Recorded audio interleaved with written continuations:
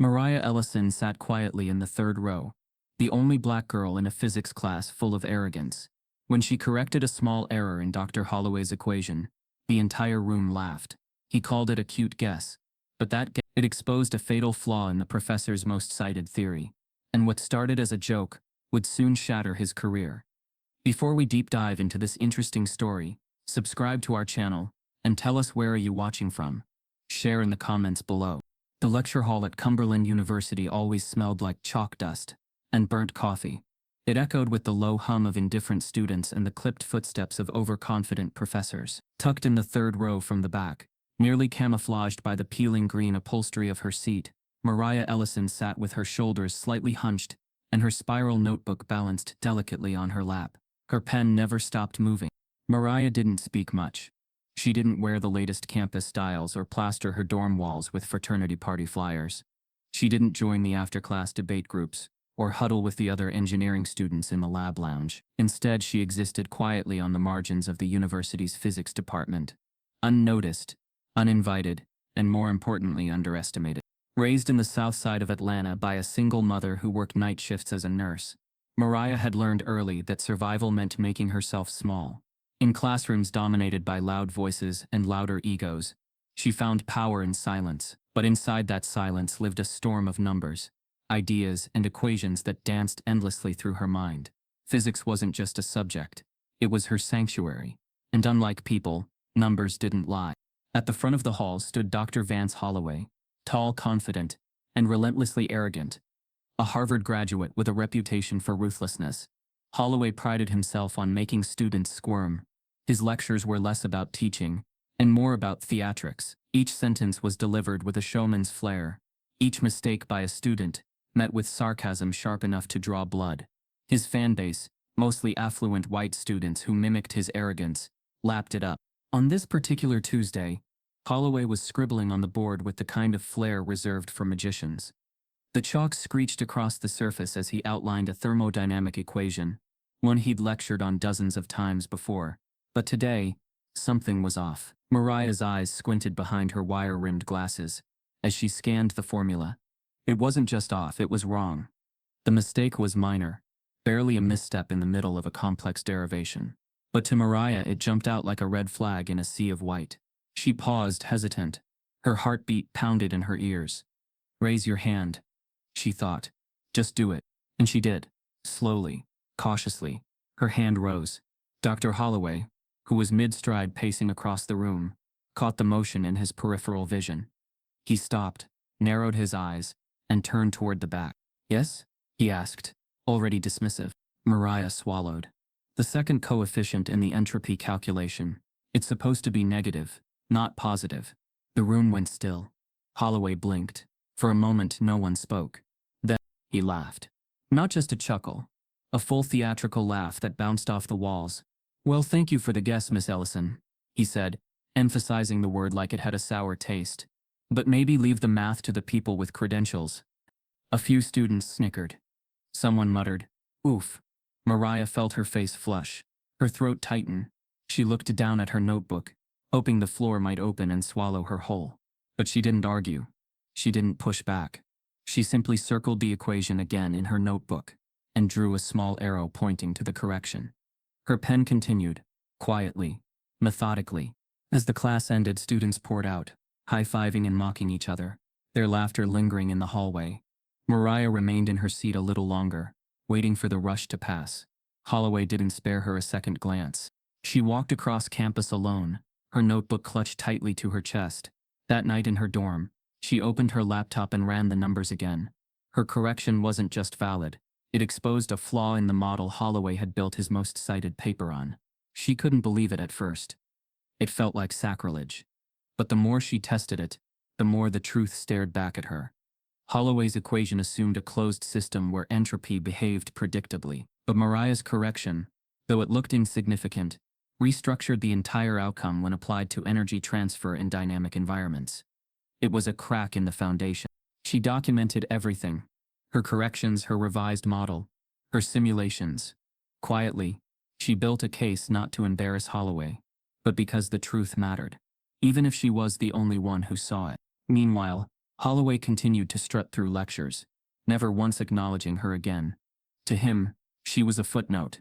To his followers, she was the punchline to a joke about lucky guesses and affirmative action. But the numbers didn't care about credentials. 2 weeks later, Holloway assigned a group lab experiment, designed around his entropy model.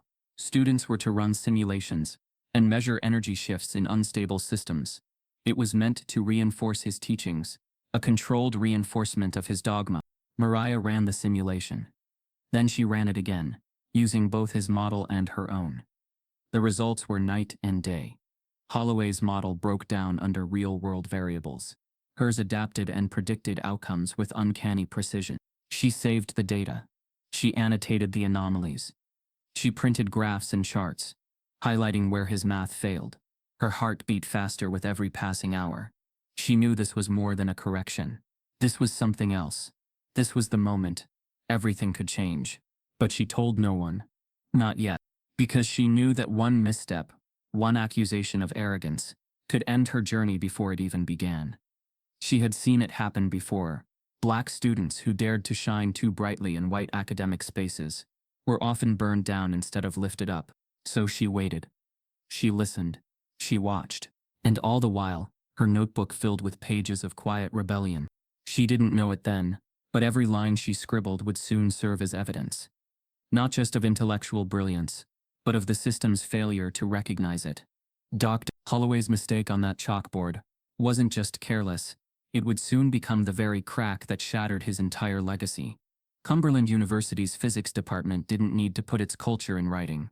You could feel it the moment you walked through the door. The glossy photos of alumni in the hallway were nearly all white, all male. The lounges were dominated by voices that talked fast, loud, and with certainty, even when they were wrong. In the classrooms, especially Dr. Holloway's, were arenas of intellectual intimidation disguised as academic rigor. Dr. Vance Holloway ran his lectures like courtroom cross-examinations. Questions weren't asked to invite insight. They were laid like traps, spring-loaded with sarcasm. Students quickly learned it was safer to keep their hands down, unless they had perfect answers. But it wasn't just about being right. It was about who you were.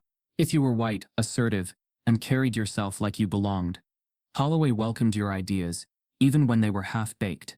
He'd offer a grin, a mild correction, a playful jab. But if you didn't fit that mold, if you were unsure, soft-spoken, or like Mariah Ellison, a quiet black girl sitting in the back, your presence was an inconvenience. Mariah began to notice the pattern within her first 2 weeks. She raised her hand. He didn't see it. She made an observation. He moved on. She submitted a lab proposal. He returned it with vague red markings, and no comment. Meanwhile, a student named Connor miscalculated the derivative in class. Holloway laughed it off and called it creative deviation. Another student, Elise, wrongly predicted an energy flow. Holloway chuckled and said she was thinking outside the box. Mariah corrected an entropy coefficient and was publicly mocked. She started keeping notes, not just on thermodynamics but on the dynamics of the classroom. She logged the names of students Holloway praised, the ones he ignored, and the language he used with each. It wasn't paranoia. It was data. The evidence was undeniable. Black students spoke less in his class because when they did, they were corrected more harshly, often in front of everyone. Girls who challenged his models were given double the follow-up questions. But students like Dylan Cross and his clique could make wild claims and still be patted on the back. It wasn't just racism, it was design. Mariah's roommate Kira, a poli-sci major with no filter, wasn't surprised. She'd seen this before. She called it ivory tower camouflage, where institutions claimed to champion diversity but built cultures that quietly smothered anyone who didn't assimilate. You ever wonder why you're always invisible until you're inconvenient? Kiara asked one night, as they ate noodles on the dorm floor. Mariah stirred her bowl slowly. Sometimes I think they don't even realize it, like they've convinced themselves they're objective. Kiara scoffed. No. They realize it. They just know they can get away with it. Mariah wanted to believe otherwise. She wanted to believe that excellence could speak for itself, that her equations and simulations would one day be loud enough to rise above the noise. So she buried herself deeper into her work. She stopped raising her hand and started solving problems before class so she wouldn't need to speak. She used her notes to quietly reconstruct Holloway's lectures, correcting his mistakes, identifying flaws, building better models on her own time. If they wouldn't give her a seat at the table, she would build her own laboratory in the margins. But invisibility took a toll. She began dreading every Tuesday and Thursday, knowing she'd be treated like an afterthought in a room where she might be the smartest mind. Her confidence, already fragile, chipped away slowly. The tipping point came during the fourth week of class. Holloway projected a complex energy gradient onto the board and asked for volunteers to interpret the behavior of the second law within the system. Mariah knew the answer. She had modeled it the night before just for fun. She raised her hand. He looked directly at her, then picked Andrew, 2 rows down. Andrew fumbled. His answer was half-formed and mathematically impossible. Holloway let him finish, then offered a correction. Mild, friendly. Mariah's hand was still up. Holloway scanned the room and said, "Anyone else?" She spoke without being called on. "You forgot to account for the energy loss during phase transition. The system isn't closed." The room went silent. Holloway stared at her for a long moment, then said, "Thank you, Miss Ellison. I appreciate the clarification, even if it was delivered out of turn." Delivered out of turn. That phrase echoed in her ears the rest of the day, as if the problem hadn't been the math, but the mouth it came from. And yet, something inside her hardened that day. A shift. She realized it didn't matter how accurate she was. What mattered was control. Holloway wasn't afraid of being wrong. He was afraid of being corrected by someone like her. A black girl who wasn't loud, who wasn't flashy, who just knew the answer. She returned to her dorm that evening and opened her notebook, flipping past pages of class notes. She began a new section. At the top she wrote in bold, "Countermodels." There, she started writing improved versions of Holloway's equations, better simulations, stronger predictions. Each correction was a quiet act of rebellion, a footnote that might one day overturn the main text. She didn't tell anyone, not even Kiara, because part of her still feared what would happen if she was seen. That fear was justified. During a lab session the following week, Mariah was asked to assist a group who had been struggling with their circuit design. She offered a suggestion, rerouting a timing delay in their software. It worked immediately, but instead of thanks, one of the students, Eric, said, "Huh, didn't expect the quiet one to know anything." He said it with a smile. A joke, but it landed like a slap. She walked back to her table without replying, sat down, and wrote the moment in her notebook. Beneath it she wrote, "Knowledge doesn't erase prejudice. Sometimes it sharpens it." Later that night, Kiara found her sketching out another model. "You're building something, aren't you?" she asked. Mariah looked up. "I think I'm building the thing they won't see coming." Kiara raised an eyebrow. "You planning to burn the whole lab down with your brain?" Mariah gave a tired smile. "No, I'm going to make it so undeniable, they'll have to either admit I'm right or reveal themselves trying to deny it." Her voice shook slightly, not from fear, but from purpose. It was in that moment Kiara saw it. The storm behind the silence. Not rage, not vengeance, but clarity, precision. Mariah wasn't waiting for permission anymore. She was preparing for the inevitable collision, and that collision came faster than expected. When a surprise lab reassignment paired her with Dylan Cross, the class's favorite golden boy, and the last person ready to see what Mariah was truly capable of. The cold hum of the lab's fluorescent lights buzzed, like an uninvited guest as students filed into the workshop in clusters of laughter and caffeine breath. The air reeked of arrogance and expensive cologne, the scent of boys who'd been told all their lives they were gifted. Mariah Ellison stepped into the room quietly, clutching her notebook close to her chest like armor. The lab was where theoretical concepts met hands-on chaos. Today it was a battlefield. Dr. Holloway, always more showman than scientist, stood at the front of the room, barking out assignments. "You'll be paired based on seat order," he declared with a smirk. "No swaps. If you don't like it, tough." Mariah sat in seat B12. Next to her, with his feet kicked up and AirPods shoved in, was Dylan Cross, the unspoken crown prince of the department. He had the swagger of someone who never heard no, and the GPA to weaponize it. His father was an alumni donor. His smirk was permanent, and when Dr. Holloway announced, "Ellison and Cross, table 5, Dylan groaned out loud. "You've got to be kidding me," he muttered. Mariah didn't flinch. She'd heard worse. They moved to table 5. A mess of wires, sensors, and a digital oscilloscope waiting to be calibrated. The assignment was to build a feedback loop that mimicked energy flow and thermodynamic instability. Holloway's pet topic. Mariah knew the concept better than the back of her hand. She'd rewritten the model in her sleep. Dylan tossed the schematics at her like a pizza menu. "You do the wire labels. I'll handle the actual build," he said. "Try not to mess anything up." She nodded silently and began organizing the wire sets with quiet precision. Her fingers moved with muscle memory. She didn't argue, didn't challenge him, didn't bother explaining that she could assemble the entire module blindfolded. By hour 2, Dylan's build began to collapse. The circuitry shorted. The power nodes failed to distribute voltage. The loop broke entirely. Dylan cursed under his breath, yanked off his lab gloves, and stepped back. "This thing is defective," he snapped. Or maybe someone labeled the wires wrong. Mariah's hands froze mid-sort. She felt it, the familiar sting, the assumption that error always sat closer to her skin than his. She turned toward the broken panel. Her voice was steady. "I didn't mislabel anything." Dylan raised a brow. "Right. I'm sure it's just a coincidence the second you touch this it breaks." For a few seconds the table stood still. The wires, the failure, the accusation, all coiled in the tension. Then, without another word, Mariah leaned forward. She reached for the voltmeter, tested the leads, adjusted the resistance manually, and swapped the circuit bridges, all in under 30 seconds. Her fingers moved like she'd rehearsed this moment in her mind 1,000 times. When she pressed the ignition, the loop sparked to life. Perfect signal, perfect flow. The system worked.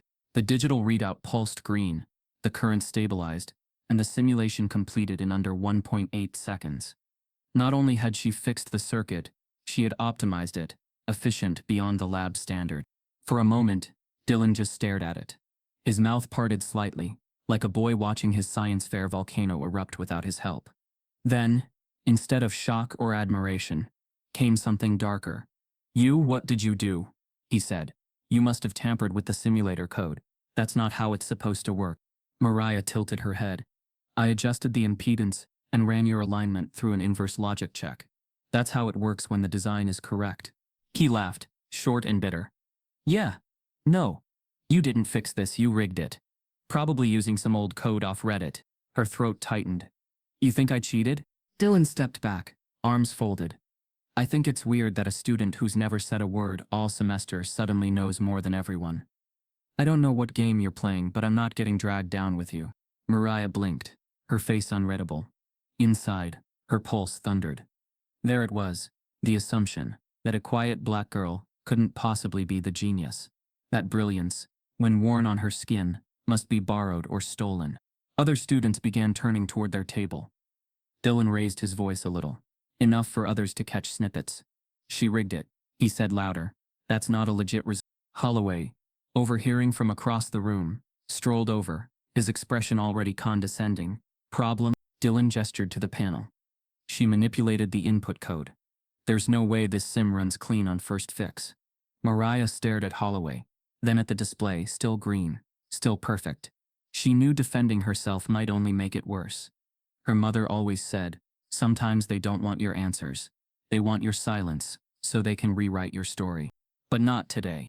"I followed the circuit design," she said clearly. "The error was in the parallel bridge Dylan built. I corrected it. That's the result." Holloway raised an eyebrow, eyes flicking between them. "Uh-huh. And you expect me to believe you debugged the entire loop in under a minute?" "I didn't debug," she replied. "I understood." That silenced the table, but it didn't win her respect. Holloway sighed, annoyed. "Well, unfortunately, intent matters. If there's even a suspicion of code tampering, we'll have to flag the experiment for review." Mariah's lips parted, stunned. "I didn't tamper. We'll check the logs," he cut in, already turning. "In the meantime, no credit for either of you, until we verify." Dylan smirked as Holloway walked away. He leaned in just enough to whisper, "Next time, stay in your lane." Mariah stood there, surrounded by humming tech and hostile eyes, feeling smaller than she had in weeks. Her chest ached with frustration, but she swallowed it down. Not here, not now. That night she returned to her dorm room and told Kiara everything. "Girl, that's messed up," Kiara said, slamming her laptop shut. "You basically saved the whole assignment, and now they're treating you like you stole it." Mariah sat on the edge of the bed. eyes hollow. It's not even about the work. It's about who they think is allowed to be smart. Kira nodded, her voice thick with anger. You're gonna let them get away with this? Mariah's eyes burned, but she shook her head. No, not this time. Unbeknownst to both Dylan and Dr. Holloway, the lab had recently updated its security system. A new policy required the activation of overhead cameras during lab hours to monitor safety procedures and prevent equipment damage. Every table was recorded, every motion logged. Mariah hadn't known, but someone else had. 2 days later, she received an anonymous email. No message, just a video attachment. The subject line read, Table 5, 14:07 p.m. She clicked play. There it was, the moment Dylan shorted the system, the moment he handed her the wires without instruction, the moment she stepped in. The footage showed her adjusting the bridge, checking the voltmeter, restarting the system. It was all there. It was irrefutable.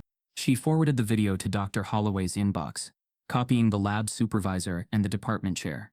3 hours later, Dean Langley's office requested an urgent meeting. The footage didn't just prove Mariah's innocence. It revealed something far worse. Dylan had intentionally disabled the circuit before blaming her. The video caught it all, and now the administration couldn't look away. The video played on a loop in Dean Langley's office. No sound, just silent, undeniable proof. Mariah Ellison, calm and composed, adjusting a damaged circuit with precision, while Dylan Cross sat next to her, texting aimlessly. The system powered on exactly as instructed. She did not cheat. She did not tamper. She executed the fix in under 30 seconds while Dylan contributed nothing, unless you counted passive-aggressive smirks as collaboration. Langley sat back in his leather chair, fingers tented against his lips. Dr. Holloway stood at the edge of the room, arms crossed, expression unreadable. Well, Langley finally said, voice low, it's clear. Holloway didn't move.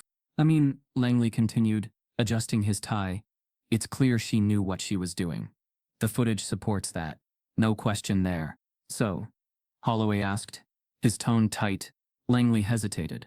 This wasn't just about right and wrong. Not at Cumberland. It was about preservation. The university's physics program had recently been ranked top 5 in the region. Several prestigious donors, including Dylan's father, were lined up for a new $2 million research facility. The last thing anyone wanted was controversy, especially not one involving race, privilege, and academic misconduct. She's talented, Langley finally said. I'll give you that. Clearly capable and manipulative. Holloway added, eyes narrow. She made that fix in 30 seconds and sat on it. That's not student behavior. That's calculated. She wanted attention. Langley didn't answer that. He tapped the spacebar. The video paused on a frame showing Mariah mid-motion, her fingers guiding the circuit with gentle precision, her eyes focused. What do you want me to do? Langley asked. Issue a statement? Publicly reprimand Dylan? That's not necessary, Holloway said quickly. I'd prefer to manage it. Quietly. Langley's eyes flickered to the door, then back. We don't need this becoming a diversity issue.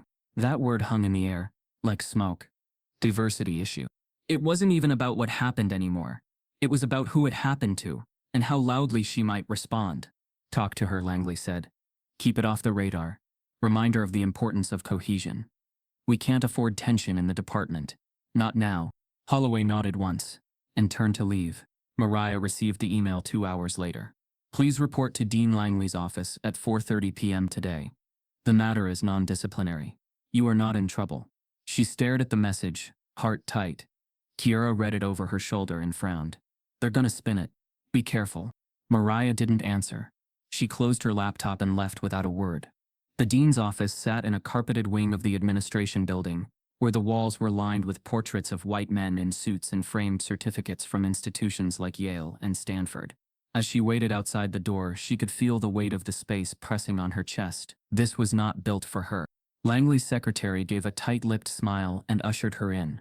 Mariah, Langley said, standing. Thanks for coming. She sat quietly. Her hands stayed folded in her lap. I want to first say that we've reviewed the footage from the lab, he began. It's clear that your actions were within the academic code. Your technical performance was impressive. Mariah blinked once. Then why am I here? Langley smiled. Because perception matters, and community matters. You're a bright student, Mariah, with a lot of potential, But we also have to be aware of how actions, even unintended, can cause division. She stared at him. Division? You forwarded that video to multiple recipients, including the department chair. I copied them so the record would be accurate. And that's fine, Langley said quickly. But some viewed it as confrontational, public. This isn't the kind of environment where we want faculty and students at odds. I wasn't at odds, she said quietly. I was falsely accused. Langley nodded, as if soothing a child. And you handled yourself well. But we also have to consider the bigger picture. Right now, the department is preparing for a major review. There are grants, donors, public attention, things like this. Well, they can become distractions. Mariah's chest tightened. So you want me to… What?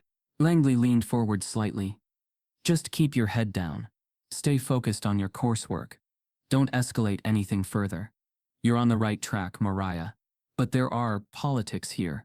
Things move smoother when students don't stir waters unnecessarily. There it was. Not a reprimand. A warning dressed in politeness. Don't stir the waters. She walked out of that office with her face neutral, but her insides hollowed. The door closed behind her with a soft click that sounded like a lock. By the time she reached her dorm, she couldn't feel her hands. They want you to disappear, Kira said flatly, after hearing the details. That's what this is. The performance. They want the genius, but not the fire. Mariah sat on the edge of her bed, staring at her notebook. They didn't even say Dylan was wrong. Because they don't care, Kira snapped. They care about donors, headlines, and control. You made their golden boy look like a fraud. And worse, you did it while black. That scares them. Mariah didn't reply. She opened her notebook slowly and turned to the page marked counter models. She stared at the data she had been refining for weeks. The correction to Holloway's entropy model wasn't just academic now. It felt personal. Every line she'd written, every graph she'd generated, had been created in silence. Because silence felt safer. But silence hadn't protected her. Not from the humiliation. Not from the suspicion. Not from the warning in Langley's voice. Her project was almost complete. It wasn't just a fix to Holloway's model. It was a challenge to it. A redefinition of the variables he'd used for years. A new approach to thermodynamic behavior in unstable systems. One that corrected his flawed assumptions and opened doors to applications in renewable energy and AI. She hadn't planned to share it. But now she couldn't keep it to herself. They wanted her quiet. They wanted her compliant. So she'd let her work speak instead. 3 days later, Mariah walked into the Student Research Showcase sign-up office and submitted her independent project under the title Reassessing Entropy Flow in Adaptive Systems, a Countermodel. No advisor listed. No faculty sponsor. Just her name. The administrator raised an eyebrow. You're submitting solo? Mariah nodded. Yes. Which lab verified your model? I verified it myself. There was a pause. Then a subtle, skeptical smile. Okay. We'll let you know if your topic's approved. Mariah walked out without waiting for validation. She didn't need it. Not anymore. That night, she emailed her entire corrected model to her university account from a private drive. She encrypted the files, timestamped the simulations, and documented every step of the process. They could ignore her voice. They could even ignore the footage. But they couldn't ignore what was coming. What Mariah didn't know was that her submission had quietly triggered a flag in the system. One that automatically alerted Dr. Holloway's department. Within hours, he would see the title, and he would know exactly who was challenging his life's work, publicly. Dr. Vance Holloway was sipping his usual dark roast when the notification popped up. It was buried in an administrative email about the upcoming Student Research Showcase, a formality he rarely read line by line. But this time, a project title caught his eye like a splinter. Reassessing Entropy Flow in Adaptive Systems, a Countermodel. Submitted by Mariah Ellison. Faculty Advisor, Independent. The coffee froze mid-air. Holloway's lips curled into something between a scoff and a sneer. It couldn't be. Not that girl. Not the one he had humiliated in front of the class. Written off as background noise. She had the nerve, no, the delusion to challenge his work. He read the title again. Countermodel. The audacity. He stormed out of his office, leaving a trail of unfinished emails and bitter coffee steam. His name had been synonymous with entropy studies for 3 decades. His theories on thermodynamic instability were cited in journals, textbooks, grant proposals, and now a freshman, a quiet black girl with no lab, was publicly submitting a challenge. It wasn't just offensive. It was existential. Meanwhile, Mariah was in the basement lab at 11:47 p.m., hunched over a borrowed laptop, headphones in, running final simulations. She'd slept only 4 hours the past 2 nights. Her fingers were raw from reprogramming test variations, rechecking coefficients, and cross-validating with public physics datasets. She'd memorized every weakness in Holloway's model, the assumptions he never tested, the oversights he never questioned. Her work didn't just revise the formula, it refuted the very premise that entropy in unstable systems must always behave as disorder. Her data showed that, under certain adaptive conditions, entropy could actually organize systems, a reversal of expected thermodynamic behavior. This wasn't rebellion. It was evolution. The day of the showcase arrived. The main hall smelled of fresh polish and nerves. Posters lined the walls, projects on AI automation, green energy, and machine learning. Students milled about in carefully chosen blazers, hoping to impress visiting faculty and the few outside researchers in attendance. Mariah stood near the back with her trifold board, the only one printed on matte paper instead of glossy.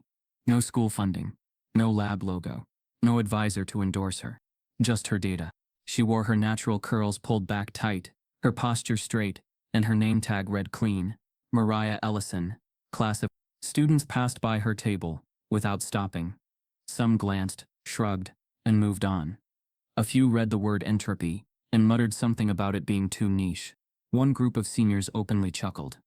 "Isn't that the girl who made Dylan blow up a circuit?" She heard them, said nothing. Then at 11:03 a.m., Dr. Holloway entered the hall. His presence parted the crowd like a blade through silk.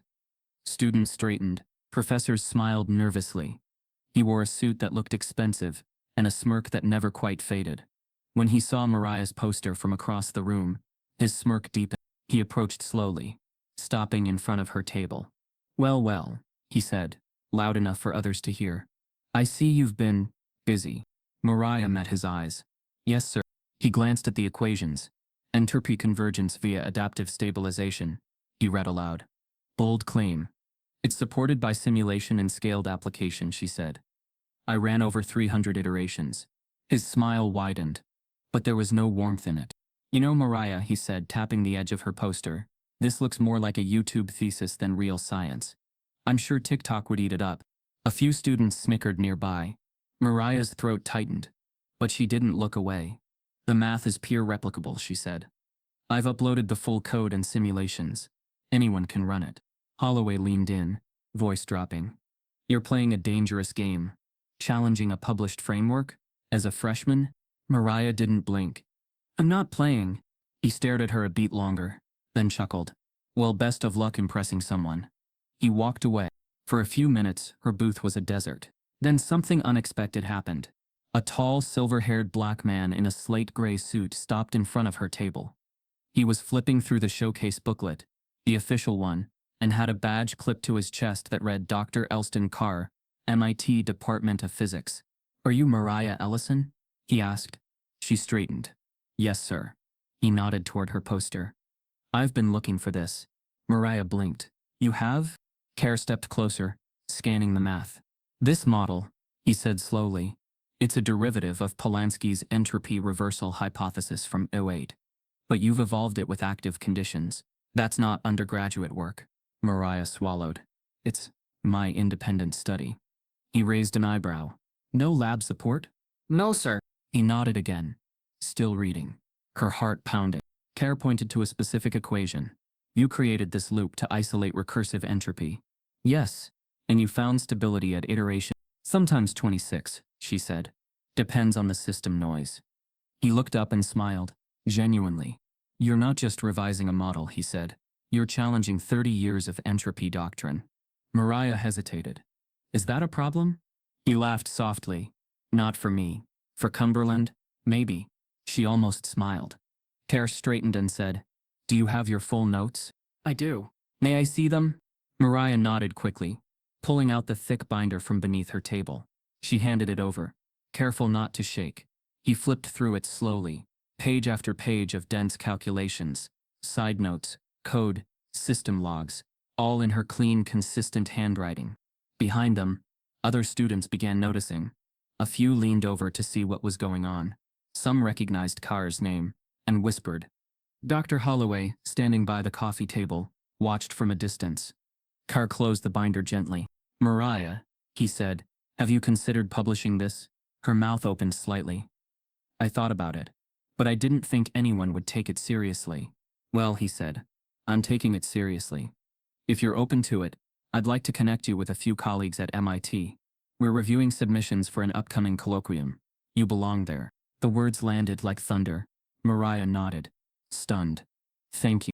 Carr smiled again, then leaned in closer. But be ready, he said. If this gains attention, people will come for your work, especially those who built their names on the old model. He didn't need to name Holloway. Mariah understood. He handed her a card, thanked her again, and disappeared into the crowd. A few minutes later, a graduate student from another university stopped by her table, then a data analyst, then a young faculty member from Stanford. The word was spreading. And across the room, Dr. Holloway watched, his smirk slowly dying as the girl he once ridiculed, the one who dared to speak after being silenced, stood surrounded by scientists who were listening. That night, as Mariah packed up her materials, she received a campus alert. Her project had been flagged for academic review due to unauthorized use of departmental data.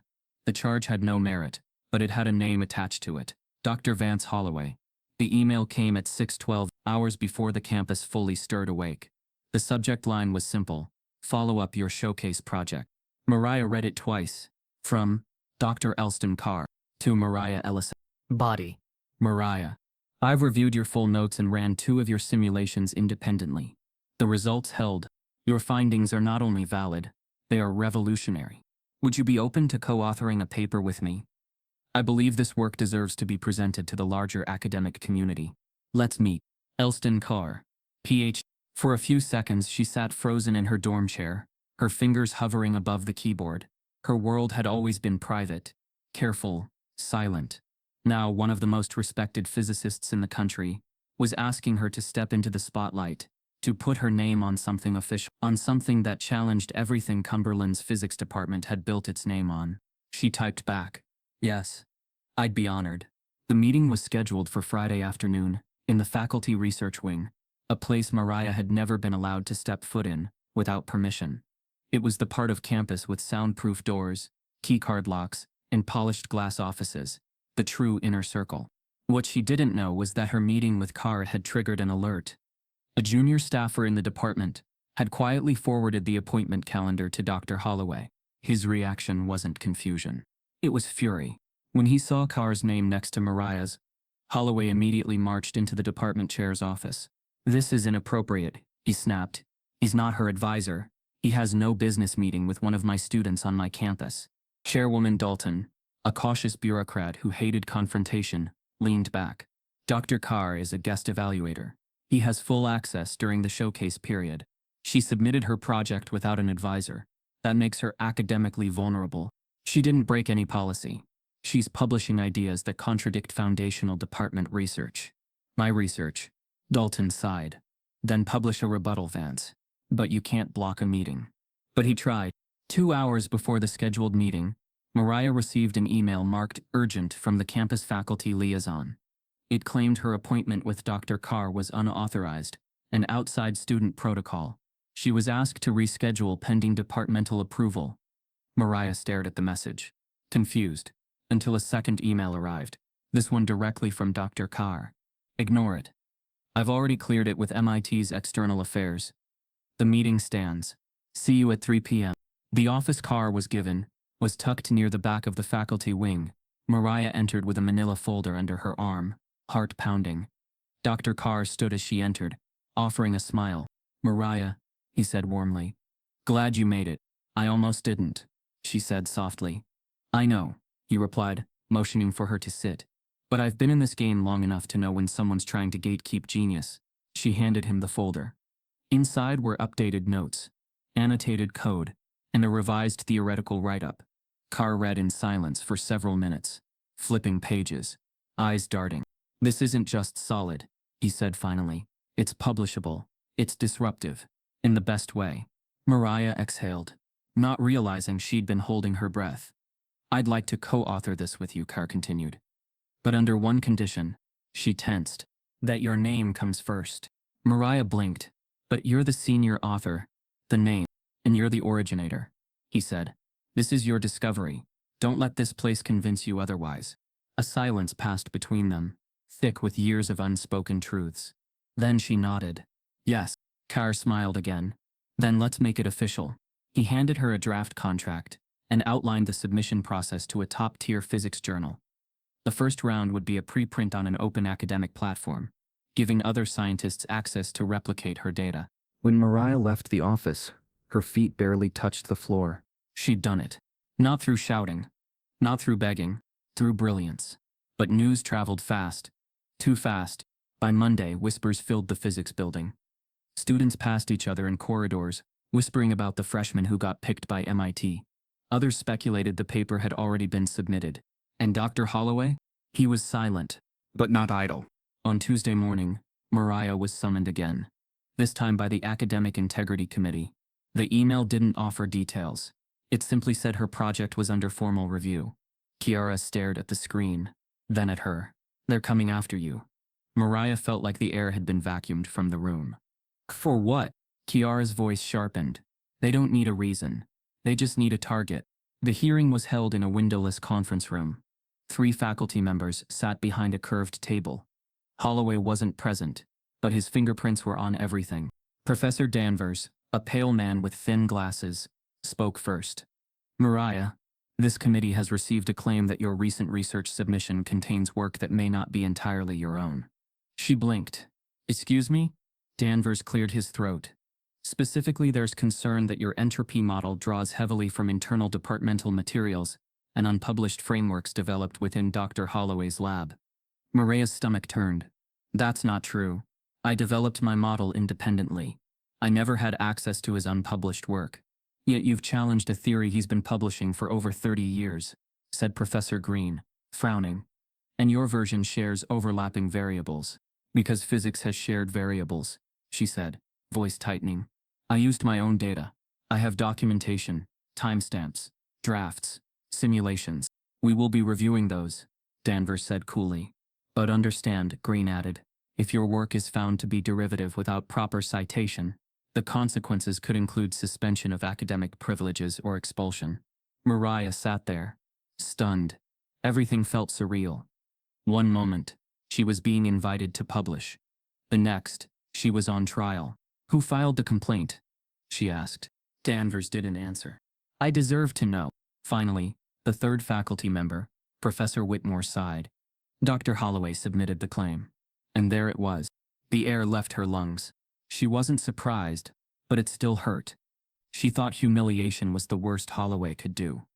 She was wrong. He didn't just want her silenced. He wanted her erased. The hearing ended with a promise. They would notify her of their findings within 10 days. She walked out of the room numb, the fluorescent lights buzzing like flies in her ears. Back in her dorm, she collapsed onto her bed. Kiara sat beside her, quiet for once. I knew he'd try something, Kiara said. But this? Mariah nodded slowly. He's trying to break me before I get published. Kiara's eyes narrowed. So we break him first. That night, as Mariah scrolled through her files to prepare her defense, she discovered something shocking. Holloway had downloaded her showcase submission from the university server. Before the event, days before he accused her of plagiarism. The timestamp didn't lie. He had read her work before he tried to destroy it. The room smelled like anxiety and stale printer ink. Fluorescent lights buzzed overhead as Mariah Ellison sat at the edge of a long oak table, flanked by 3 academic board members, whose faces gave away little but whose eyes carried centuries of judgment. The hearing wasn't public. No transcript would be published. There were no student advocates or legal representatives present, just Mariah, her evidence, and the subtle chill of institutional power cloaked in civility. She wasn't nervous anymore. She was beyond that. What she felt now was clarity. Across from her sat Professors Danvers, Green, and Whitmore, the same trio who had summoned her days earlier. The words they used then had been vague: irregularities, concerns, authorship inconsistencies. But the real accusation wasn't buried deep. It was loud, if not stated outright. They didn't believe she was capable of creating something that groundbreaking without help, or without stealing. No one mentioned Dylan Cross. No one asked how a student who had once accused Mariah of cheating in the lab, only to be disproven by surveillance footage, could still walk freely across campus without scrutiny. His project hadn't been flagged, no ethics committee, no hearing, no email. But Mariah? A freshman black girl with no formal advisor, no powerful connections, and a published countermodel that undermined a tenured white professor. She was a threat. The hearing began with Danvers reciting a timeline. Miss Ellison, the committee has received allegations that your submission titled Reassessing Entropy Flow in Adaptive Systems contains research closely mirroring unpublished materials from Dr. Holloway's lab. Do you deny these allegations? Mariah looked up. Her voice was calm. I do. Danvers nodded slowly, as if expecting that. And what evidence do you have to support your claim of independent work? She reached into her backpack and laid out a meticulously labeled binder. Inside were time-stamped drafts of her equations, saved coding logs with hashtags from weeks prior to the showcase, scans of her handwritten notebooks from September, screenshots of lab simulations, and login metadata showing exactly when she'd accessed university computers. Every revision, every late-night discovery, document. I've prepared a full chain of custody, she said. Every variable I tested, every iteration I saved. If you cross-check the digital logs, you'll find nothing came from Dr. Holloway's database. I never had access. Professor Green adjusted his glasses, flipping through the binder with an unreadable expression. You're very thorough. Mariah met his eyes. Because I knew I'd have to be. Whitmore leaned back, arms crossed. You understand the severity of plagiarism, Miss Ellison. If even a portion of your work is proven to derive from protected faculty research without permission. It doesn't, she interrupted. The math overlaps because the field overlaps, but the theory is mine. The simulations are mine. The conclusion's mine. Silence. The kind that stretches too long and squeezes the room. Green turned a page. And what about your collaboration with Dr. Elston Carr? Did he offer any of this work to you before you submitted it? Mariah shook her head. No. He saw my showcase. He reached out after. I have the email chain. She slid forward the printed thread. The timestamps again spoke for themselves. Carr hadn't seen the project until it was already completed. Danvers glanced over it, then nodded. Still, something in the air refused to move. It wasn't about the facts. The facts were solid, impeccable. But this wasn't just a trial of data, it was a trial of identity. They didn't say it, but Mariah felt it in the way their gazes lingered, as though they were still trying to make the math match their bias. Could a freshman black girl, quiet, unaffiliated, unmentored, really dismantle a professor's 3-decade legacy? Green closed the binder. We will deliberate privately. You'll be notified within 24 hours. Mariah stood, collected her materials, and walked out without another word. She kept her head high until the door closed behind her. Only then did her knees begin to tremble. Back in her dorm, Kiara was pacing. She stopped when Mariah entered. Well? She asked. Mariah dropped her bag, voice thin. They don't believe I stole it, but they don't want to admit I built it. Kiara's jaw tensed. So what happens now? I don't know. The wait dragged into a second day. Then a third. Finally, on Friday morning, a message popped up in Mariah's inbox. Subject outcome. Academic integrity review. Body. The committee has concluded its review of your submission. While no evidence of plagiarism has been substantiated, the research presented raises broader departmental concerns. You are permitted to remain enrolled. However, your project is to be withdrawn from the University Showcase archive and cannot be submitted under Cumberland University's affiliation to any external publication. Thank you for your cooperation. Office of Academic Affairs. Mariah read the words 3 times. Her chest tightened. She hadn't been expelled. She hadn't been suspended. She hadn't even been found guilty. But her work was now officially silenced, buried, erased from the university's records, as if it never existed. It was worse than punishment. It was nullification. When she showed the email to Kiara, her friend stared in disbelief. They didn't even try to hide it, she said. They know you're innocent, but they still won't let your name live next to theirs. Mariah didn't cry. She didn't scream. She simply walked to her desk, opened her laptop and uploaded her project to an open-access physics repository, under her own name. She listed no university affiliation, but she included every file, every note, every dataset. The document ended with a single line. This work was reviewed and suppressed by Cumberland University. It now belongs to the world. That night, Kiara watched her type the last sentence. You're going to war, aren't you? Mariah didn't look away from the screen. They left me no choice. What Mariah didn't expect was who would read her open access paper first. Not a student, not a journalist, but an editor from a major scientific journal, who saw something in her data that even she had missed. Mariah didn't sleep the night she uploaded her paper. The cursor hovered over the submit button for a full minute. Her heart pounded louder than the dorm's radiator. She had read and reread the document 15 times. She'd made sure every data point, every citation, every graph was triple-sourced. She'd attached simulation videos, walk-through explanations, and even a voiceover, all in plain language, breaking down entropy behaviors like she was teaching a high schooler.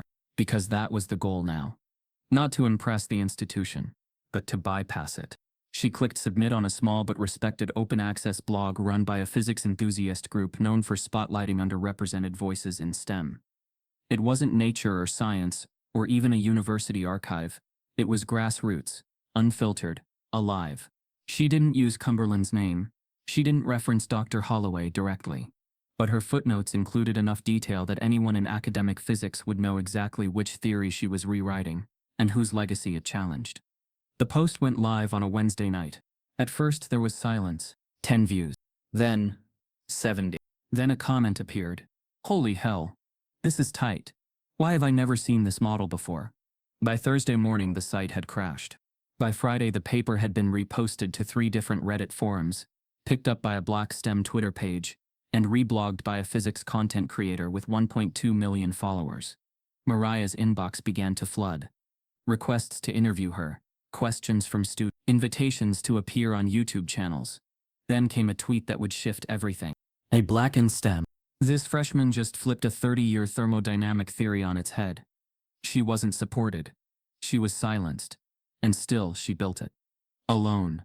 Her name is Mariah Ellison. Remember it. Mariah was right. The hashtag exploded. Thousands retweeted. Hundreds of academics, many of them black and brown, flooded the thread with support, sharing their own stories of institutional exclusion, of stolen ideas, of being told their work was unrealistic, until someone white rephrased it. Mariah sat frozen as she watched her name rise like a tide. Kiara was the first to scream. Girl, you're trending in Germany. Mariah blinked at the screen. I didn't think it would spread like this. That's because they've been waiting for someone like you, Kiara said. And now, you just went global. By Sunday night, an MIT internal newsletter featured her paper in their Emerging Theories section, citing her simulations as notable breakthroughs in entropy logic. No one asked for university permission. No one needed Cumberland's blessing anymore. But with the praise came the scrutiny. Messages flooded in, most supportive, some questioning. A few accused her of lying. This is recycled math, someone commented. No way she wrote that alone.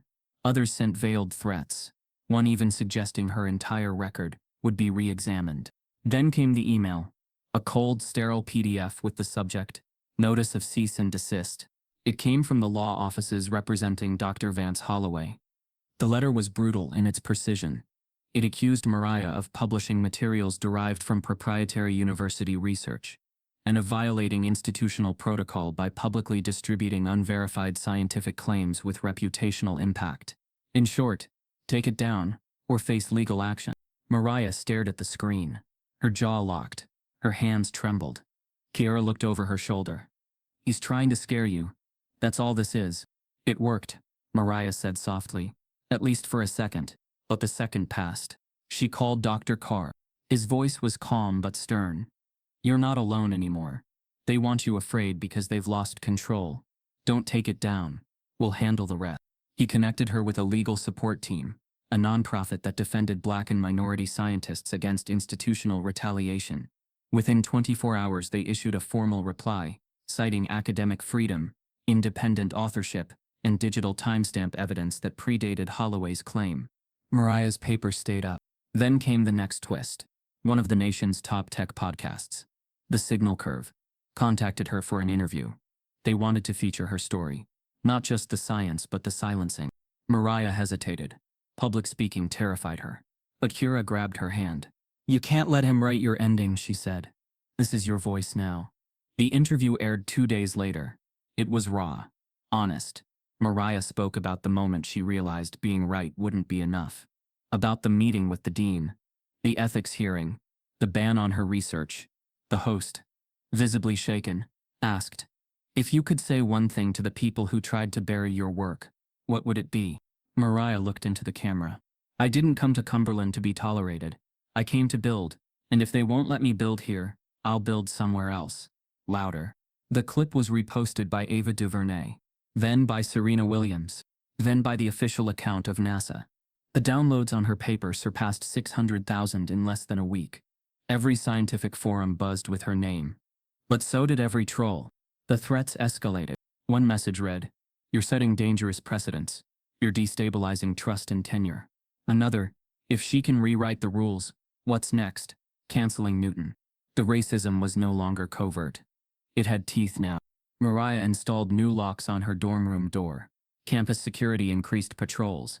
Dr. Carr stayed in constant contact, reminding her that survival was a form of resistance. But the worst hit came quietly. An alert popped up in her university portal. Academic status, under review, pending additional conduct assessment. She hadn't received an official notice yet. But the back-end system was already moving. A shadow process. She was being targeted again. Only this time, the school was trying to dig through her record after the world had already lifted her up. She showed the alert to Kiara. "They're still trying to erase me." "No," Kiara said, her voice like steel. "You're too big now." But Mariah didn't feel big. She felt exhausted. Invisibility had been hard. Visibility was harder. She stared at the computer screen. Hundreds of messages flooding in. Strangers calling her brilliant, dangerous, brave, naive, arrogant, revolutionary, all of it. She closed her laptop, then picked up her notebook, the same one that held the first corrected equation. She flipped to the back and began writing again. Not because of the threats, not in spite of them, but because creation for her had always been resistance. And nothing, not Dr. Holloway, not the university, not the law, would take that from her now. That evening, a second envelope arrived at her dorm, hand-delivered, no return address. Inside was a new threat. But this time, it wasn't just legal, it was personal, and it hinted at something far deeper than academic revenge. The envelope was thick, stiff, and hand-delivered, not by campus staff, but by a private courier wearing a pressed suit and mirrored sunglasses. He asked for Mariah by name. No eye contact, no pleasantries, just a signature on a receipt and the faint scent of cologne lingering in the hallway after he left. The return address was a law firm in Chicago, one of those names you heard in class action lawsuits and white-collar crime settlements. The envelope bore no markings except for the embossed seal and the chilling weight of something meant to intimidate. Mariah opened it slowly, her hands already shaking before her eyes met the words. "This letter serves as formal notice that you are in violation of Cumberland University's intellectual property policies, removal of publicly distributed materials derived from internal research. Failure to comply may result in termination of your academic status, forfeiture of scholarship, and legal pursuit of damages." She read it twice before the world around her faded into a quiet roar. Her chest tightened. Her scholarship? Her future? Over her own work, she called Kiara. The phone call was short and breathless. "Kiara, they're threatening to expel me. They want me to take the paper down." Kiara was already moving. "Where are you?" "My room." "Don't go anywhere. I'm on my way." 10 minutes later, Kiara burst in with fire in her eyes. She snatched the letter from Mariah's hands and read it with a slow-burning fury. "This is war. They're trying to starve you out. First the ethics hearing, now legal pressure. They're betting you'll fold." Mariah's voice cracked. "My mom, if she finds out I'm about to lose my scholarship." The sentence broke mid-breath. Later that night, Mariah sat on the dorm floor, her back pressed to the bed frame, knees pulled in tight. She called home, unable to delay the inevitable. Her mother answered with the familiar exhaustion of a night shift nurse. "Hey baby, everything okay?" Mariah paused, then said it in a whisper. "They're trying to kick me out." Her mother went quiet. Then, softly, "Tell me everything." Mariah did. Slowly. Every twist. Every threat. Every humiliation. When she finished, her mother sighed, long and heavy. Baby, I love you. I'm proud of you. But please, please don't lose everything for this. They have power. They have money. I can't help you if they come for you hard. Mariah wiped a tear from her cheek. They're wrong, Mom. And if I stop now, they win. He wins. I know, her mother whispered. But I need you safe. That night, Mariah didn't sleep.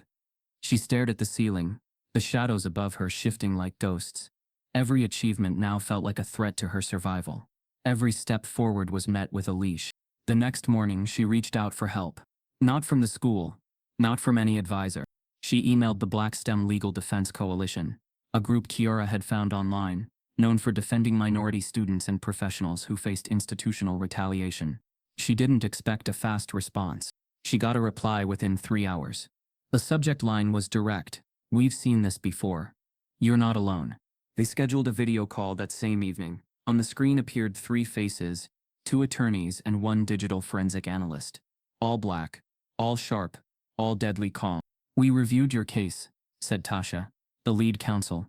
Everything you've published is timestamped prior to their claim. They have no grounds, but they're testing you to see if fear will erase your voice. Mariah leaned forward. Can you stop them? We can fight them, Tasha said. And more importantly, we can expose them. Then came the twist Mariah hadn't seen coming. We pulled server activity logs, said the analyst Marcus. From Cumberland's open submission system, you uploaded your showcase project on March 5th. Do you know what happened the next day? Mariah shook her head. Marcus pulled up a screen and shared it.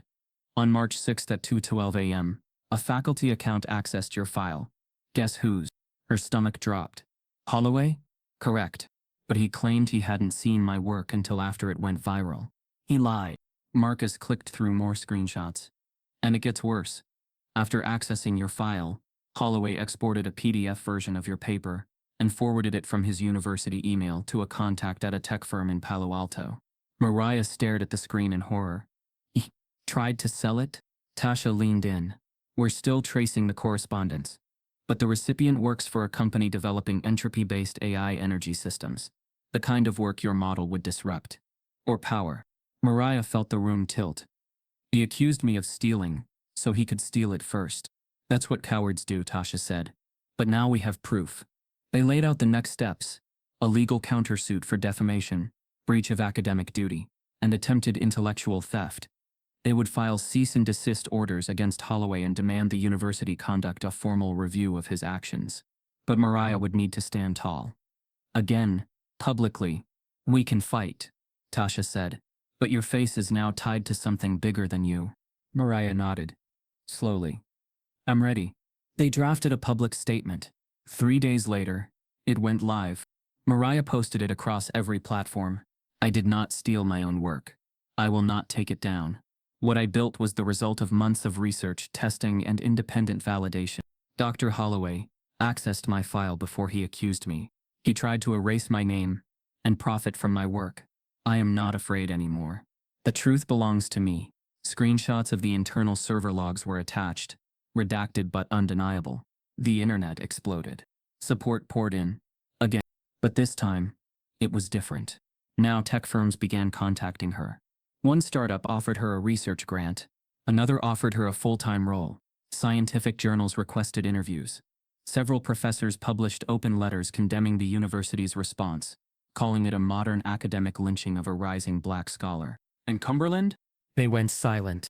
Their PR department issued a vague statement about ongoing reviews and commitment to fairness, but they did not refute Mariah's claims. They couldn't. Holloway stopped showing up to class. Mariah's professors began acting distant. Some friendly, some suddenly cold, but her head was high now. She walked across campus like someone who had survived something ancient and heavy, and refused to carry it any longer. Her mother called that week. I saw your post, she said, her voice trembling. I didn't know you were still fighting. Mariah smiled. I had to. I'm proud of you, her mother whispered. I don't say that enough, but I am. You did more than any of us ever dreamed. Mariah closed her eyes. And for the first time in weeks, she felt the weight of shame shift. Not because it was gone, but because it no longer belonged to her. But just as her name began to rise from the ashes, a journalist contacted her with a leaked email, an internal memo from Cumberland's Board of Trustees revealing Holloway's final move. He had filed a private patent using Mariah's core algorithm. 2 months ago, the courthouse didn't look like a battleground. It was beige and sterile, with flickering overhead lights, and a waiting area that smelled like old paper and weak coffee. But for Mariah Ellison, this was the arena where her name, her truth, and her future would either be vindicated or crushed. She sat at the plaintiff's table, flanked by her legal team from the Black Stem Legal Defense Coalition. They were sharp, composed, and quiet, the kind of quiet that unnerved institutions. The kind of quiet that signaled facts, not theatrics. Across the aisle sat Cumberland University's legal defense, a 5-person team from a high-priced private firm. They wore tailored suits and matching scowls. Beside them, seated stiffly with a carefully blank expression, was Dr. Vance Holloway. He didn't look at Mariah. He hadn't since the lawsuit was filed. The courtroom was full, not just of legal professionals, but of faculty from nearby schools, student journalists, black professors from other universities, and activists who had followed Mariah's case since her open access post first went viral. Outside, a small crowd gathered with signs. Mariah was right. Protect black brilliance. Academia is not a plantation. Inside, the judge called the court to order. Mariah's attorney, Tasha, rose first. Your Honor, we are here today because my client, Mariah Ellison, an undergraduate student, independently developed a thermodynamic model that was later accessed, repackaged, and falsely claimed as the intellectual property of a tenured faculty member, Vance Holloway, with the protection and silence of Cumberland University. The university's lead counsel objected immediately. We deny all accusations. The research in question was developed within the scope of departmental resources. Miss Ellison's submission violated university policy by publishing externally without prior approval. The judge raised a brow. She's being sued for not asking permission to claim her own ideas? The courtroom chuckled. Slightly. Nervously. The trial moved quickly. Days were collapsed into hours through airtight presentations. Mariah's team presented side-by-side comparisons of her original paper and the patent application filed by Holloway. Not only were the equations identical, but several sections of her own language had been lifted word for word. They showed a timeline of her document saves, server logs, and public timestamps proving her theory was completed and posted before Holloway's first patent draft. Then came the digital forensic evidence, an email Holloway sent to a Palo Alto tech firm, offering Mariah's model under his own name, before he had filed the plagiarism complaint against her. Mariah sat quietly as each piece was introduced. Her hands were still, her jaw set. She never interrupted, never flinched, but her evidence screamed. Cumberland's defense tried to pivot. They argued that Mariah had used lab resources, that her work was influenced by curriculum, that she had benefited from a collective academic environment that blurred individual ownership. Tasha shut that down with brutal precision. Cumberland denied her lab access. She had no advisor. She was barred from departmental archives. She ran her simulations on a personal laptop, in a dorm room, with no institutional oversight. The turning point came on the third day when Dylan Cross was called to testify. He walked in with that same swagger, but his posture shrank once under oath. Tasha approached. Mr. Cross, did Mariah Ellison complete your joint lab work? She helped, Dylan hedged. Is it true she fixed a circuit you failed to assemble? Yes. Did you accuse her of cheating? I thought she had rigged the system. Did you later discover that was untrue? Yes. Did you ever apologize? No. A pause. Did Dr. Holloway ask you to provide information about Mariah's methods, her notes, or her work at any point after your lab assignment ended? Dylan hesitated, then nodded. Yes. What did he ask for? Screenshots. Of her notebooks. Her equations. Did you give them to him? Dylan looked down. Yeah. The room fell silent. Mariah felt her stomach twist. She hadn't known this part. The betrayal wasn't new, but hearing it in Dylan's own voice gave it a weight that made her chest tighten. When cross-examined, Dylan folded further. Under pressure, he admitted Holloway had discouraged him from testifying, and that others in the department had warned him not to support Mariah too publicly. Outside the courthouse, news outlets were already reporting live. Inside, Mariah was called to the stand. Her palms sweated as she raised her right hand and swore to tell the truth. The microphone in front of her felt too close, and the courtroom suddenly too warm. But she sat straight. Tasha guided her gently. Maria, tell us how this began. She took a breath. It began with a correction. I raised my hand in class to point out a flaw in a formula Dr. Holloway was teaching. He laughed, mocked me. After that, I started building the model on my own. In my dorm, in my notebook, piece by piece. I didn't think anyone would believe me, so I documented everything. Tasha nodded. Why did you share your work online? Because the university banned it. They erased it from the archive. Said it wasn't real. But it was. I knew it was. And I knew it could help others. Her voice cracked slightly, but she didn't cry. Did you steal this model? No, she said firmly. It's mine. Every line of code. Every equation. Every test. Mine. Did anyone help you write it? No. And how did it feel when your professor claimed credit? Mariah's gaze hardened. Like I'd been robbed. Not just of my work, but of my right to exist in this space. That line landed, like thunder. The jury leaned in. The university's counsel didn't cross-examine.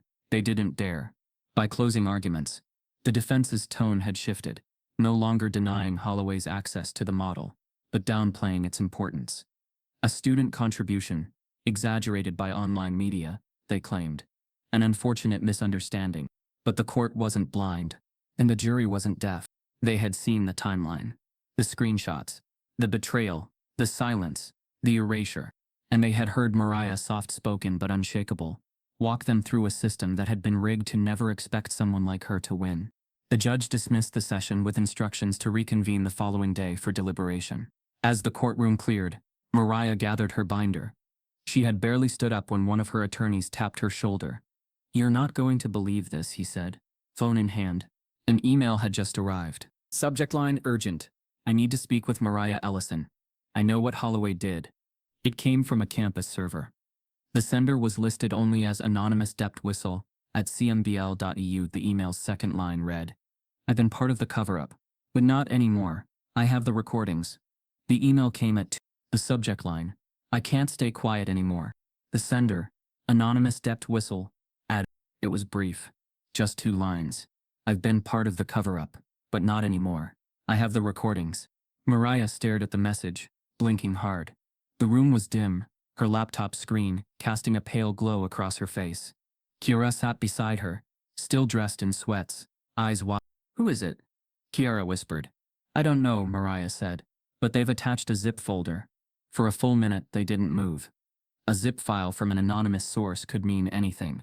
A trap, a trick, a virus. But when Mariah ran a quick scan, the folder passed every security check. She clicked. Inside were over a dozen files, emails, audio clips, and screenshots, each file named by date. The earliest was from October. The latest? From just last week. She opened the first. It was an email thread between Dr. Holloway and 2 other professors in the department, Dr. Keene and Dr. Siemens. The subject line read, Handling the Ellison situation. Mariah scrolled slowly. I say we let her hang herself in the showcase. No one will take a freshman with no advisor seriously. Dr. Keene, she's a scholarship ghost. Let her make noise online. She'll disappear by winter. Dr. Siemens, we can't afford noise. We bury the work. Pull the archive slot. Flag it quietly. Holloway. Mariah's hands began to tremble. The second file was worse. A screenshot of a private group chat between department faculty titled Physics Board Unfiltered. She counted 7 participants. And there it was, halfway down the thread. Dr. Holloway. Affirmative action's finest. All calculation, no comprehension. I give her 6 months before she folds. Dr. Keene. She's not a threat. She's a distraction. Diversity fluff with a decent GPA. I say let her tweet. Dr. Siemens. We should publish something similar before she gets traction. Strip the jargon, beat her to the citation. Mariah read the lines again, and again. Each time they hit harder. Diversity fluff. All calculation, no comprehension. They hadn't just dismissed her. They had mocked her, plotted against her. Racism, not in shadows, but in threads. Laughter soaked in contempt. One of the audio clips was a recording. Low quality but clear. Dr. Holloway's voice. I'm not worried about Ellison. People like that peak early. She'll burn out before tenure's even a concept. These kids don't have staying power. Another professor. Let her run to Twitter. We'll handle her here. Mariah leaned back in her chair, as if her body couldn't hold the weight of it all. Her breath hitched in her throat. Kiara whispered. Oh my God. She reached over, took Mariah's hand, and squeezed. They wanted to erase you. Mariah didn't speak for several seconds. Then barely above a whisper. They wanted to erase me and rewrite my work with their names on it. They didn't even see her as a person. Just a file. A risk. An anomaly in their system. At 6:02 a.m., Mariah's legal team sent the files to multiple media outlets, redacted to protect the whistleblower. By 8:41 a.m., the first article went live. Exclusive.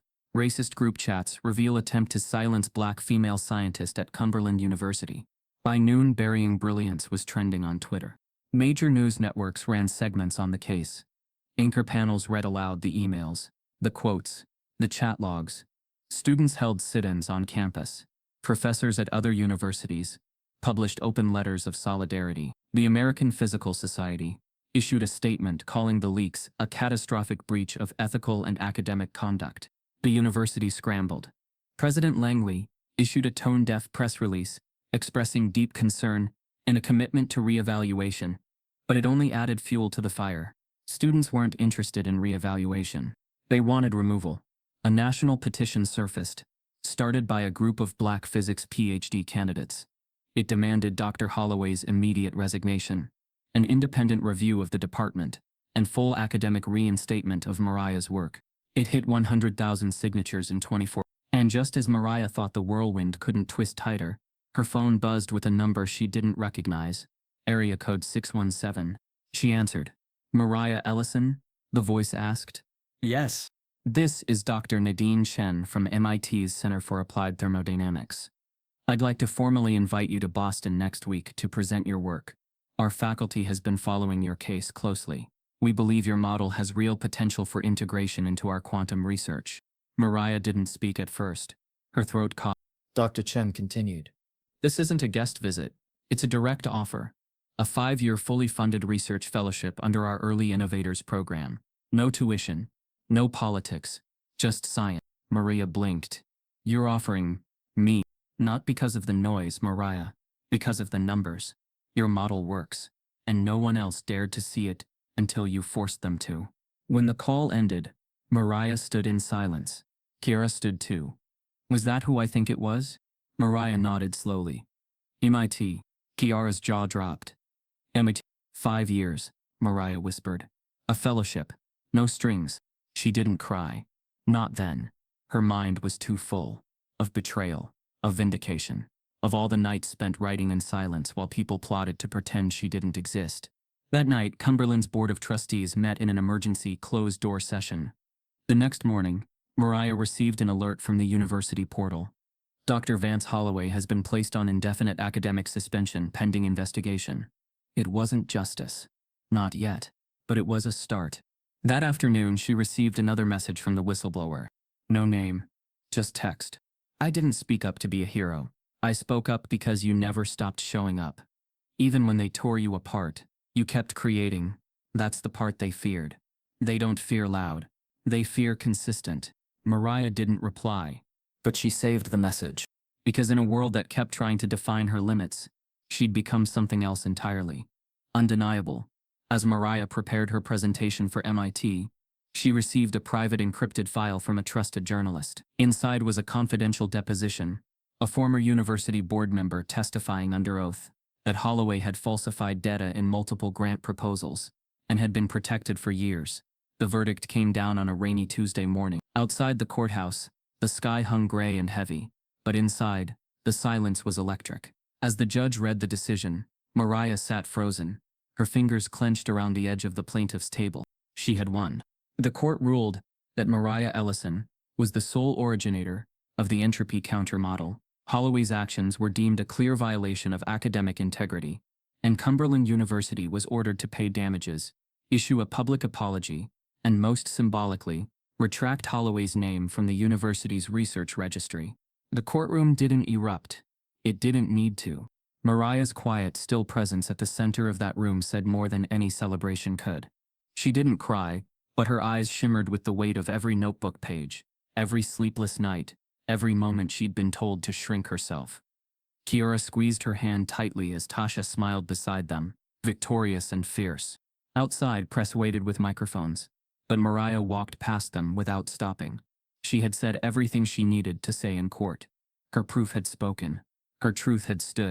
That night, as she returned to campus one final time, she found her dorm door covered in handwritten notes from students. Some were from classmates who once ignored her, others from freshmen she'd never met. Each note carried the same message in different words. Thank you for not backing down. You showed us what they tried to hide. You didn't just win, you changed the rules. But one message stood out. Written in black marker on a yellow sticky note, taped above her doorknob. You were always the professor. Mariah didn't know who left it, but she carried that note in her journal from then on. Within days of the verdict, MIT formally announced her acceptance into their doctoral program, not as a late addition, but as their top recruit for the Early Innovators PhD Fellowship. She would be fully funded, given a research grant, and paired with 2 senior mentors in applied physics. The announcement broke Twitter again. It wasn't just that she was moving on. It was that she was moving up, and being embraced by one of the very institutions that once might have ignored someone like her. When Mariah arrived at the MIT campus for her orientation, she was escorted into a wide hall filled with faculty, not to fill out forms, but to be welcomed, applauded. Professors stood and clapped as she entered. Some shook her hand, others simply nodded with reverence. She wasn't there as a student who got lucky. She was there as a researcher who had earned her place. A few days later, she was given a private tour of her assigned lab, a sleek, sunlit space with glass panels, a 3D modeling station, and 2 assistants waiting to help her set up. The department chair, Dr. Nadine Chen, handed her a silver keycard. This is yours now, she said. Not borrowed, yours. Mariah ran her fingers along the edge of the workstation. It was surreal. Months ago, she had to fight just to stay enrolled. Now, she had her own lab, her name on the door, her model in the curriculum, her mind unleashed. For the first time in her life, she felt the weight of full freedom, not just to think, but to build. The first weeks were a whirlwind of seminars, media inquiries, and lab setup. Mariah was featured in a PBS Science special. National Geographic reached out to profile her for a series on Black innovators, changing the world. A major scientific journal offered her a column. But even amid the noise, she remained grounded. Her research came first. Every morning she entered the lab early. Alone. She'd start the coffee, open her notebooks, and stare at the equations like old friends. The work still made her heart race. She still wrote every line by hand before coding it. She still corrected herself in the margin. She was still that girl in the back of the lecture hall. Only now the lecture was hers. On her official first day as an MIT researcher, she walked into the lab earlier than usual. The sun had just begun pouring through the wide window panes. Her desk was clean, her equipment humming, but something was off. A single envelope sat in the middle of her desk. Plain white, no name. She picked it up slowly. There was no address, no return label, only a folded sheet of paper inside with one handwritten line. He's coming back. Mariah stood still, the words burning in her palm. There was no signature, no context, but she didn't need one. She knew exactly who he was. Just as Mariah turned the paper over, her computer pinged with a new email from a private server. The subject line read, "Revoked but not defeated. Dr. Vance Holloway's official statement." The email's subject line alone made Mariah's stomach flip. Revoked but not defeated. Dr. Vance Holloway's official statement. She stared at it for a full minute, frozen in the soft light of her MIT lab. Around her, the hum of equipment and the quiet stillness of early morning surrounded the moment, in a surreal calm. She hadn't heard Holloway's name publicly in weeks. The lawsuit was over. The academic world had moved on. Or so she thought. But Holloway hadn't moved on. He had been watching, waiting. She clicked the email open, and the message contained nothing but a single link. A podcast episode from a newly launched platform titled The Cancelled Scientist. She hesitated, then pressed play. Holloway's voice filled the air, slick and theatrical as ever, but tinged with bitterness. "This is Dr. Vance Holloway," he began, "and today we're going to talk about what happens when the world you helped build turns on you for being white, male, and successful." Maria's jaw clenched. "I was a decorated professor, cited in every major physics journal, trusted by institutions across the globe. And yet one student who knew how to ride the wave of outrage, was all it took to destroy my reputation. He never mentioned her by name. But he didn't need to.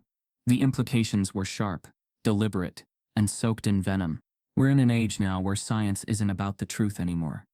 It's about identity, victimhood, wokeness. If you check the right boxes, they'll call your guesswork genius. Mariah paused the audio. Her hands trembled slightly, not from fear but from a cold rising fury. She had braced herself for this moment. The moment when Holloway would stop hiding behind institutions and start building his own stage. She just hadn't expected how many people would show up to watch. Within days, the cancelled scientist began trending in right-wing science circles. It was reposted on fringe academic forums and amplified by conservative influencers who had no interest in physics, but every interest in fueling backlash. They called him a martyr, a symbol of what happens when you don't play the DEI game. Episode titles include Affirmative Action in a Lab Coat, How Academia Sells Merit for Optics, Entropy and Entitlement. When Equity Rewrites Equations. He spoke in half-truths, weaving his narrative with just enough distorted facts to appear credible. He never denied accessing Mariah's file. He reframed it, claimed he was mentoring her, claimed she misunderstood scientific collaboration, claimed she weaponized victimhood. What struck Mariah the hardest was not the lies, but the speed with which they spread. His podcast gained over 500,000 downloads in a month. He landed a book deal with a conservative publisher, the same one behind controversial political memoirs. The title? Redacted: How Science Lost Its Backbone. Academia didn't know how to respond. Some distanced themselves. Others defended him quietly behind closed doors. A few tenured professors even echoed his concerns, anonymously, through think pieces that questioned whether Mariah's case had gone too far. Meanwhile, her inbox filled with new hate, anonymous threats, invitations to debate on bad faith platforms, claims that she was the downfall of real science. The pressure grew heavy again. She met with Dr. Chen in private. "I thought we buried him," Mariah said quietly. Dr. Chen shook her head. "You buried the institution's ability to protect him, not his ego." "Why does anyone still believe him?" "Because they're not listening for truth," Chen said. "They're listening for permission to doubt someone like you." Mariah didn't respond. She didn't have to. Her silence was loud enough. But things escalated even further when Holloway filed a countersuit. Not for ownership, not for research, but for defamation. He claimed that Mariah's public statements and viral interview had damaged his professional reputation, resulting in financial loss, emotional distress, and reputational ruin. The court summons landed at her MIT address like a slap across the face. Her legal team was stunned. "This isn't about winning," Tasha said during their emergency meeting. "It's about keeping his narrative alive. It's about staying relevant through litigation." "Will it hold up?" Mariah asked. "Barely," Tasha said. "But it doesn't have to. All he needs is the spectacle." MIT released a statement of support. Short, strong, but diplomatic. "We stand by Dr. Ellison's right to academic authorship and freedom. MIT will defend her against retaliatory legal action." Still, the weight returned. Not the fear, the exhaustion. Mariah worked late every night, pouring herself into the second phase of her entropy model. She knew that silence wasn't safety. It was just another way of letting someone else fill the space. So she filled it with work, with innovation, with truth. But even in that lab, with her name on the door and her models on the screen, she felt the pull of the past clawing at her ankles. Kiara visited for the weekend. She sat across from Mariah, in the lab, and said, "He's making himself the story again." Mariah nodded. "He always was the story. I just interrupted it." "You gonna fight him again?" Mariah stared at the lab window. The city glowed in the distance. "I'm going to do something better." "What?" Mariah turned to her. "I'm going to outlive him." The next morning, she filmed a private message. Not for followers. Not for the press. But for the court. In the video, she recounted the emails, the lab logs, the recordings. All again, but this time, she ended differently. "I don't need to convince anyone anymore. You've seen the facts. You've seen the games. All he has left is a microphone. All I have is a legacy." Her legal team submitted the response with a countersuit of their own, citing Holloway's continued smear campaign, his monetization of her story, and the repeated personal threats she'd received as a result. The media was ready for a second trial, but Mariah wasn't giving them one. She released a single statement to the press: "My life is not his comeback tour." As Mariah prepared for a major international physics conference, where she would present her new findings. A private investigator, her team had hired, uncovered something explosive. Holloway had formed a shadow research group, and they were using her model under a different name. The courtroom lights glowed harshly, more like studio floodlights than the solemn lamps of justice. Thousands of eyes were watching. The broadcast ticker below the big screen read, Trial 2, Ellison versus Holloway. Lie. The trial had been promoted like primetime television, a spectacle of academic warfare that exposed hidden biases in plain view. For Mariah Ellison, it was neither show nor revenge. It was the consolidation of truth. She sat at the plaintiff's table, not alone but flanked by her legal team, and a handful of press seats. Her black blazer seemed too heavy in the glow of cameras, but she felt grounded. This was her arena now, not because the world had given it to her, but because she had claimed it. Across the aisle the defense team sat, their faces lit blue by phone screens, their files open and stiff. Vance Holloway wasn't visible yet. His absence was part of the narrative, allowing the university and his hired advocates to distance themselves from the man whose research collapsed because of her. The judge entered, and a hush that sounded like expectation fell over the hall. The opening statements began with the defense. Dr. Holloway's reputation has been unfairly dragged through the mud, said their lead attorney. We are here because a student question turned into a public lynching of the white male scientist. The phrasing hung in the polished court, making gasps you could hear in the live feed. They argued that Mariah's social media, her viral status, and the trending hashtags had turned a legitimate academic dispute into a cultural vendetta. Tasha, Mariah's attorney, rose calmly. Your Honor, she began, voice even. This isn't about cancel culture. It's about intellectual property, academic integrity, and a decades-old system that refused to see black brilliance until forced. She showed a slide of the leaked emails, where Holloway and two other faculty had referred to Mariah as diversity fluff and plotted to bury the work. The jury watched. The world watched. When the first set of witnesses was called, the room held in its breath. Graduate students, former lab TAs, and junior faculty testified. A twist emerged in testimony when one TA admitted he had overheard Holloway say, "If she gains traction, we lose donors." That line wasn't in the leaked group chat. It was new, live, recorded under oath. The tension shifted. It wasn't just bias. It was business. Mariah was called to the stand. Her voice was low at first. The mic picked up the tremor, but her eyes didn't waver. I documented every moment, she said.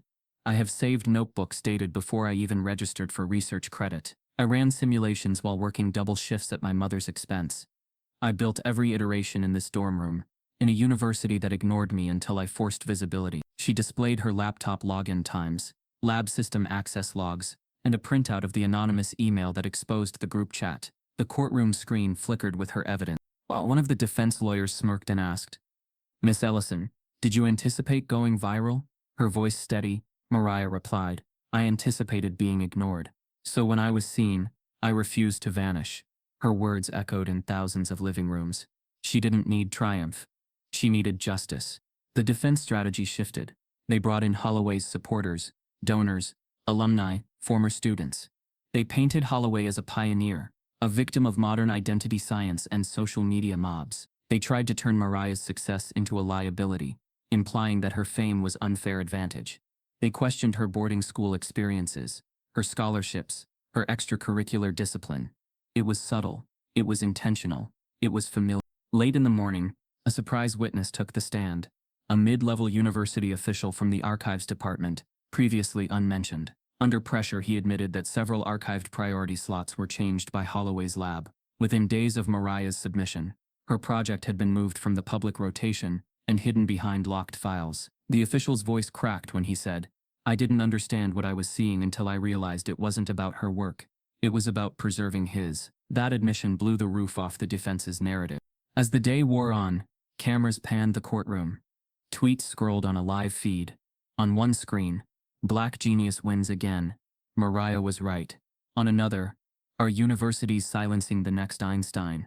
The margins of science and race blurred every second. By closing arguments, the courtroom felt like a battleground of cultural memory. Tasha looked square at the jury. You have two choices: protect an institution built on exclusion, or recognize the courage of a student who insisted on truth despite everything stacked against her. She didn't shout. She didn't need to. Her calm conviction carried the weight. The jury left. 2 hours later, the verdict was read. The judge's voice rang out, in favor of the plaintiff. The words landed like a storm break. Mariah's team released tears. Her mother's face flashed on the front page of live news. The crowds outside erupted in cheers. But inside the courtroom, Mariah remained still. She closed her eyes for a moment. She was vindicated. But the fight wasn't over. As she exited, the cameras swarmed. Her first public statement: "This was never just my fight. It was every student whose voice was muted. And now we've proved that silence isn't an option." The applause was deafening. But then came the unexpected twist. Just as the broadcast windows began closing and the world turned its attention to other stories, Mariah's legal team received delivery of a thick envelope marked "for counsel only, confidential." It contained transcripts of a private meeting held weeks ago between Holloway, the university's development office, and a private energy firm executive. The recording revealed a project proposal that explicitly used Mariah's countermodel in future technology planning before any publication had been accepted. The implication was clear: her work wasn't just appropriated, it was scheduled for profit. Tonight, the internet exploded again. As the envelope was being lodged into court records, Mariah's phone buzzed with an encrypted message: "Washington wants to talk. Tomorrow at 10 a.m., your presence is requested." The campus lecture hall was packed, not with students scrambling for credits, but with eager faces: scholars, journalists, aspiring scientists, and high school girls in braided buns and lab coats far too big for them. The screen behind the podium showed a digital rendering of the entropy model that had started it all. But everyone was waiting for the woman behind the science. Dr. Mariah Ellison stepped onto the stage to thunderous applause. She didn't need notes. She never used slides. Her voice had found strength over the years, shaped by countless panels, classrooms, courtrooms, and quiet moments of rebuilding. Now it carried weight that could silence a room with a whisper, or electrify it with conviction. And she always began the same way. They laughed until the data laughed back. It never failed. The line didn't just echo, it reverberated. A scar turned into scripture. The crowd hushed, every eye on her. She paused, as always, letting the silence stretch until even the walls leaned in to listen. When Mariah first earned the title, Dr. Ellison, the ceremony was held in the same courtroom where she'd once been cross-examined. She chose the location herself, not out of revenge, but reclamation. Where she'd once been doubted, she now stood adorned in regalia, her thesis cited by global journals, her name inscribed in the National Archives of Scientific Contribution. In the years that followed, her work ignited a revolution in sustainable thermodynamic design. Her entropy inversion theory reshaped how engineers approached closed-system energy. What had been dismissed as YouTube science by a disgraced professor was now taught in every Tier 1 physics curriculum. And in every textbook chapter, her name sat boldly in the heading: the Ellison model. She had built more than research. She had built legacy. MIT built a new research facility named after her, the Mariah Ellison Center for Ethical Innovation. It wasn't just a lab, it was a hub for students from marginalized communities to develop work without fear of erasure. No hidden group chats, no buried drafts, just brilliance, recognized and protected. Her face appeared on Time's most influential cover. Twice. She gave a TED Talk viewed over 80 million times. She testified before Congress on academic equity, her voice calm but relentless. "Innovation is not the property of privilege," she told the Senate committee. "It is the product of persistence, and everyone deserves a lab seat." Thousands of black girls watched from their homes, wide-eyed and dreaming.